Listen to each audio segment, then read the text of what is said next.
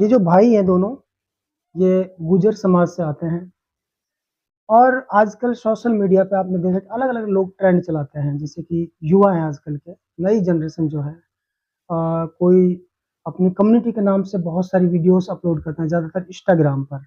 उसमें कोई बुरी बात नहीं है, आपने अपनी कम्युनिटी को, लोगों को जागरूक करना चाहिए और प्रमोट भी करना चाहिए अपने कल्चर को। लेकिन अच्छा इसलिए लगा कि जहाँ देश भर में जो है धीरे-धीरे नफ़रत जो है बढ़ती जा रही है, वहाँ हमारे हिंदू समाज के जो भाई हैं हमसे मिलने आए हैं घर पे, तो बहुत ही अच्छा लगा है।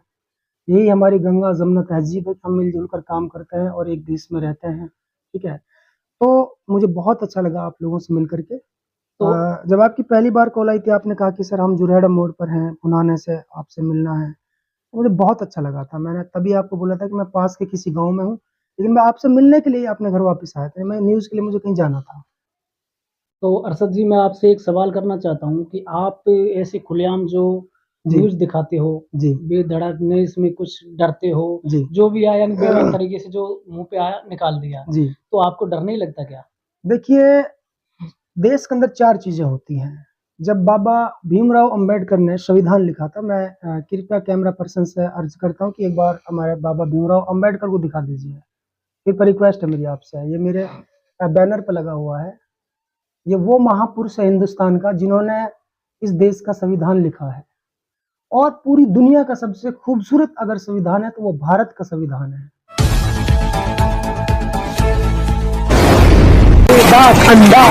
डॉक्टर भीमराव अंबेडकर के बराबर जो तस्वीर आपको नज़र आ रही है, जो तलवारें इनके लटकी हुई है, राजा हसन खां मेवाती की एक तस्वीर है। और राजा हसन खां मेवाती वो था जिन्होंने इस देश के हिंदुओं के लिए बलिदान दिया है। 12,000 मेव घुड़सवार लेकर के वो कान्हा के मैदान में लड़ने गया था। वो भी एक ऐसे ताकतवर खूंखार बादशाह से जिसका नाम बाबर बताया जाता है, जो कि हिंदुस्तान में मुगलों की नींव डालने वाला पहला ऐसा खूंखार बादशाह था, बाबर जिनका नाम था, जो कि अफगानिस्तान के रास्ते आकर हिंदुस्तान पर आक्रमण किया और धीरे-धीरे स्टेप बाय स्टेप कई शहरों को उन्होंने कब्जा किया, कई हमारे राजाओं को उन्होंने मारा और उन्होंने इस देश पर कब्जा कर लिया। हालाँकि बहुत से मुगल बादशाह फिर ऐसे भी आए जिन्होंने हिंदुस्तान में रह के हिंदुस्तान की मिट्टी में मिल गए, इसी को अपना देश समझा, तो सीधा अटैक किया था हिंदुस्तान पे आकर। उसने राजा हसन खां मेवाती से ये कहा था कि भाई आप मुसलमान हो, आप धर्म के वास्ते आप मेरा साथ दीजिए, इस मेवात को बहुत बड़ा सूबा बनाऊँगा, बहुत सी जागीर दूँगा, ये तो हिंदू हैं, इनका साथ मत दो, आप हमारा साथ दो, हम तो मुसलमान हैं। तो राजा हसन खां मेवाती ने कहा था नहीं, हमारा कुरान हमें यही सिखाता है कि वतन परस्त रहो। मुसलमान हम बाद में हैं, पहले हम हिंदुस्तान के हैं और ये मेरे हमवतनी भाई हैं, जो जिनका नाम था महाराणा सांगा जी, जो कि एक ऐसा कट्टर हिंदू राजपूत शासक था, जिसका राज आधे हिंदुस्तान पर चलता था। लेकिन उसको फतेह करने के लिए बाबर ने वो तोपखाने, वो आग के गोले, वो अनेक तरीके के हथियार इस्तेमाल किए कि हमारे देश में इतना हथियार नहीं था उस टाइम। हम ये भाला, तीर, त्रिशूल मतलब जो परंपरागत तरीके के जो हथियार थे, उनसे हम लड़ा करते थे। हमारे देश में बहुत सादगी थी।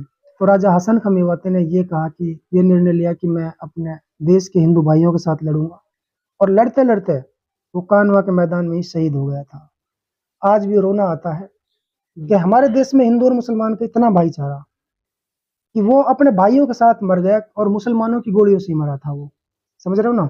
मुसलमानों के तोपखाने से मरा था वो और उसके साथ 12,000 में वो मुस्लिम भी थे, क्योंकि एक-एक ने अपनी अपनी जो जान थी उसी मैदान में दी थी हिंदुस्तान की इज़्ज़त बचाने के लिए।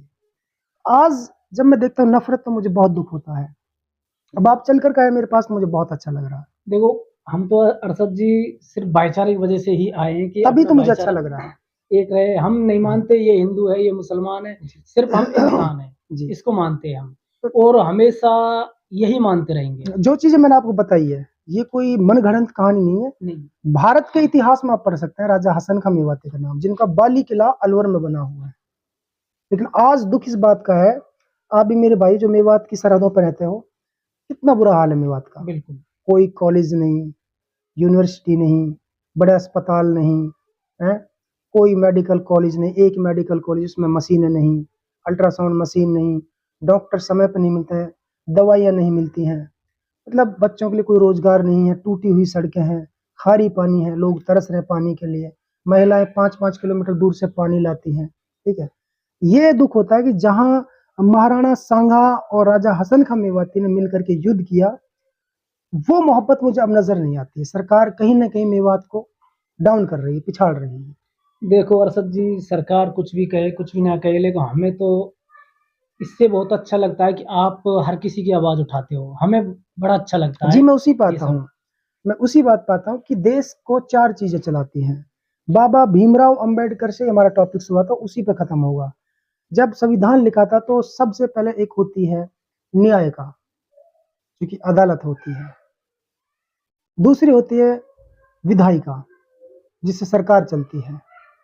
तीसरी होती है पालिका, पुलिस फोर्स, जो कि देश की सुरक्षा में लगी होती है, जो इनके आदेश का और संविधान के जो कानून है उनका पालन करती है। काट दो।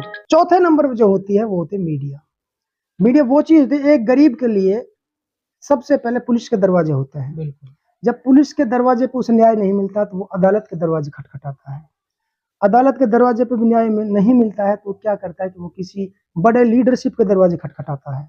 जब कहीं से न्याय नहीं मिलता तो वो सिर्फ सोचता है कि मैं अपनी आवाज को जनता तक कैसे पहुंचाऊं। मरने से पहले पहले उसकी ख्वाहिश होती है कि मेरी जो आवाज है, मेरा जो दर्द है, वो मेरे भाइयों तक पहुंचे, कि भाई मैं मर तो रहा हूं या मैं बर्बाद हो रहा हूं लेकिन मेरे संग ऐसा हो रहा है। तो उसके लिए मीडिया को बनाया गया है, देश का चौथा स्तंभ। आपने कहा आप डरते नहीं हो, मैं डरूं क्यों? क्योंकि हमारे संविधान ने तो यह कहा कि डरना किस बात का है। बिल्कुल। बोलना हमारे लिए आजादी है। आप संवैधानिक तरीके से अगर खुल करके बोलेंगे तो इसके लिए हमें आजादी है। तो मैं कभी नहीं डरता हूँ, मैं अफसरशाही से कभी डरता नहीं हूँ, ना मुझे सरकार से डर लगता है। जहां गरीब के ऊपर जुल्म होता है और मुझे लगता है कि यहाँ मीडिया की जरूरत है, खुल करके आवाज बुलंद कर। और ऐसा नहीं कि कोई अपनी कम्युनिटी का जो मेरे सामने आता है मैं सबकी आवाज उठाता हूँ। अंदाज